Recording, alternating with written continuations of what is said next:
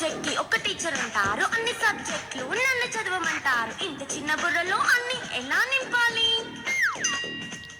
Class work, home work, fail notes అంటారు. Subject కి 3 books పెట్టి బ్యాగ్ నింపుతారు. ఇన్ఫాక్ట్ నా బరువు కన్నా నా బ్యాగ్ బరువే ఎక్కువ.